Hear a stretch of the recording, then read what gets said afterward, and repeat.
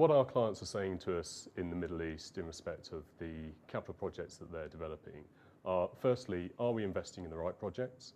Are we prioritising those projects? And are we in a good position to start our investment into specific projects? And there are a number of different performance criteria that we look at in the context of assessing whether a project is ready to progress or not. Some of the specific things we look at are the maturity and the development of the funding strategy, the delivery strategy, the procurement routes, the organisational design, and the human capacity and capability within the client organisation to deliver what are often very complex, very high-value projects into the tens of billions of dollars. We did a very comprehensive review against a number of different performance criteria.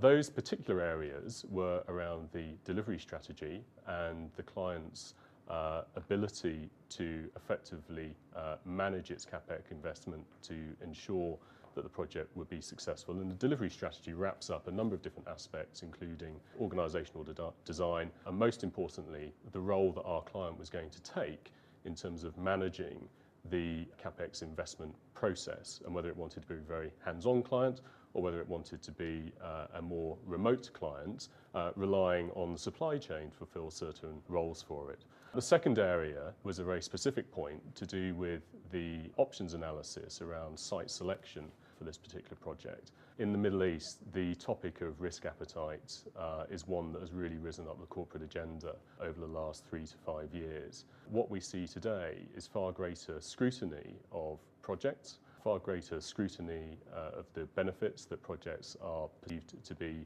delivering, and a much more mature approach to analysing risk, understanding the sort of mitigating actions that clients and client teams will take to manage those risks, and factoring those into how a project will be managed, how it will be delivered, and ultimately how the benefits will be realised. And that's because our clients recognise that they need to have an independent, objective and factual review of the progression of their projects to help them get assurance that their projects are being delivered effectively, that the risks are being managed appropriately, and the correct investment decisions are being made. So we talk to our clients in the Middle East about, are you investing in the right projects? How are you prioritising those projects? And are those projects ready to progress to the next stage of investment? And one of the key considerations within that context is the funding.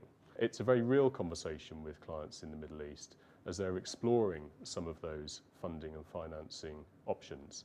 And what we're seeing is a great deal of flexibility in terms of how the private sector is brought into projects, and the ability to really structure new commercial arrangements and new commercial structures to deliver funding and financing solutions that are very relevant and appropriate in the Middle East market. Within the Middle East, there are two very clear types of asset class that we see project investments being made in. And I'd categorise those as social infrastructure. And there's then the investment in what I describe as core infrastructure, which is really the foundation for the economic growth of individual countries. I think one of the aspects that's very important for an advisor working in the Middle East, and this is certainly a strategy that PwC deploys, is about longevity and physical presence in the region. We talk about the Middle East as a single entity, but actually it represents a number of different countries, a number of different cultures, and it's very important to understand that at quite a granular level so we can form very effective relationships with the clients that we're advising and set that in the context of the country that we're working within. In terms of the benefits that we provide to our clients in terms of the delivery of their projects, what we're really focusing on is minimising risk, increasing value, and taking cost out of the project process.